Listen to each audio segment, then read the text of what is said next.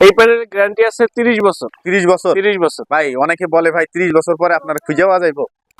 আর যে এটা একটা ইম্পর্টেন্ট কথা বলছেন যে আসলে 30 বছর পরে আমি এরকম নাও থাকতে পারি বা আমি মরেও যেতে পারি, এরকম একটা বিষয় হতে পারে। তো এইটা যে অথেন্টিক যে কোম্পানিগুলো আছে, হ্যাঁ, যেগুলো অথেন্টিক প্রোডাক্ট, যখনই আপনি এই সিরিয়াল নাম্বার দিবেন যে এটা জিঙ্কো অরিজিনাল প্রোডাক্ট, যেটা বাংলাদেশের কান্ট্রির যে সিরিয়াল নাম্বার, সেটা যখন আপনি অ্যানালাইজ করতে পারবেন, তখন কিন্তু আপনি এই প্রোডাক্টটা আমি নাও থাকলে আপনাকে কোম্পানি দিয়ে দিবে। কোম্পানি দিয়ে দিবে? কোম্পানি আপনাকে 30 বছর ওয়ারেন্টি দিয়ে দিবে। 30 বছর ওয়ারেন্টি কোম্পানি দিবে? কোম্পানি দিয়ে দিবে। আচ্ছা, এটা থেকে যে আপনি না থাকলেও ডাইরেক্ট এই সোলার নিয়ে সে কোম্পানির কাছে হ্যাঁ, ক্লেম করলে, কারণ হচ্ছে বাংলাদেশে যে অথেন্টিক একজন আছে ডিলার, হ্যাঁ, যখন এই সিরিয়াল নাম্বার চলে আসবে তখন দেখবে যে এই প্রোডাক্টটা কার কাছে সে বিক্রি করছে চায় না, ও আচ্ছা, তখন কিন্তু সে অটোমেটিকলি বাংলাদেশে যে আছে তার কাছে সে মেলটা করে দিবে যে আপনার এই প্রোডাক্টের প্রবলেম আছে, তখন আমি নাও থাকলে আপনি সেখান থেকে আপনি চেঞ্জ করে নিতে পারবেন। চেঞ্জ করে নিতে পারবে। আচ্ছা, আমি যতটুকু জানি যে সোলারের মধ্যে কয়েকটা ভাগ আছে এবং আছে কিছু মালের কোয়ালিটির এখানে দুটো ক্যাটাগরি আছে, একটা হলো এন টাইপ, একটা হলো পি টাইপ। তার মধ্যে আবার কিছু আছে যেগুলো বাংলাদেশে আপনার কান্ট্রি যে এটাকে বলে যে আপনি কান্ট্রিতে এলাও না, ঠিক আছে? আপনি লট যেভাবে কিনি, দেন আমাদের যেমন লট কিনি না, এরকম লটের যে প্রোডাক্ট গুলো আসে সেটাও কিন্তু জিঙ্কুরি। সেখানে কেউ আপনি চাইলে নিজেও আপনি ইম্পোর্ট করে নিয়ে আসতে পারবেন লটের মাল। তখন কি হবে যে আপনার ওই লটের মালটা কিন্তু কান্ট্রিতে কোনো সিরিয়াল নাম্বার আসবে না। ও আচ্ছা, ওটা কোনো সিরিয়াল নাম্বার আসবে না, ওটা হলো আপনি জাস্ট কিনে নিয়ে আসবেন, জাস্ট লেখা থাকবে হলো আপনার জিঙ্কু প্যানেল, ঠিক আছে? জিঙ্কু প্যানেল না? জি।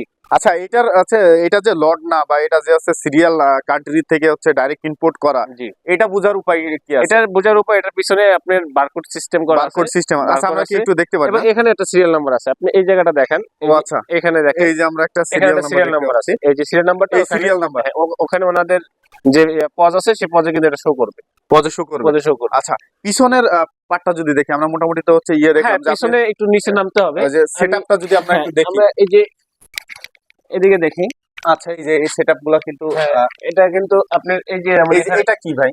এটা জংশন বক্স। এই যে দেখেন এখানে খোদাই করে লেখা আছে, হ্যাঁ, জিঙ্কো না? জিঙ্কো, এই যে দেখেন জিঙ্কো সোলার, এই যে এখানে 1500 ভোল্ট এখানে লেখা আছে।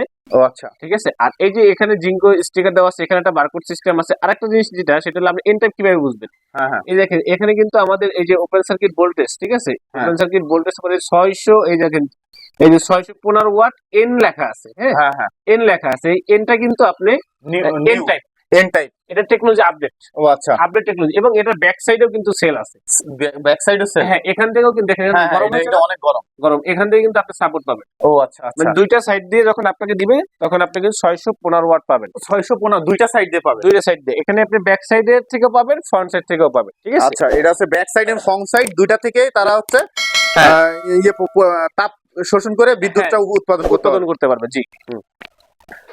সুজন ভাই, এটা কি হচ্ছে দুই সাইড থেকে হচ্ছে আপনার করতে পারবে? জি, এটা হলো বাইফেসিয়াল সোলার প্যানেল। ও আচ্ছা, এটাকে বলা হয় বাইফেসিয়াল সোলার প্যানেল।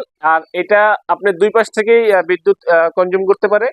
আর আমরা এখানে আমাদের কানেকশন সিস্টেম গুলো দেখেন, এগুলো সবগুলো কিন্তু সিরিজ করা হয়েছে। এবং এই যে প্রত্যেকটা এই যে তারের ভিতরেও কিন্তু লেখা থাকবে, ঠিক আছে, লেখা থাকবে এখানে জিঙ্কো সোলার লেখা থাকবে। আর আমাদের এই সোলার থেকে এই বাসা যেমন আপনার 2 গোড়া পানির মোটর আছে, ইন্ডাকশন চুলা আছে, এরপর আপনার রাইস কুকার আছে, ফ্রিজ আছে, ওভেন আছে এবং গিজার আছে, সব মানে সব অল এভরিথিং, এই বাসার সব এভরিথিং কিন্তু আপনি চালাতে পারবেন এই সোলার সিস্টেম, এই সোলার দিয়ে। এখানে কিন্তু আমরা একটা বড় ধরনের সবচেয়ে নামি দামি কোম্পানির একটা ইনভার্টার ইউজ করছি। সেটা হলো যে আমাদের দে কোম্পানির একটি হাইব্রিড সোলার ইনভার্টার আমরা ইউজ করছি। আচ্ছা আচ্ছা, এটা অটোমেটিক্যালি চলে আসবে, বাট আমরা এখানে তাহলে এই মেশিনে কোনো প্রবলেম হচ্ছে।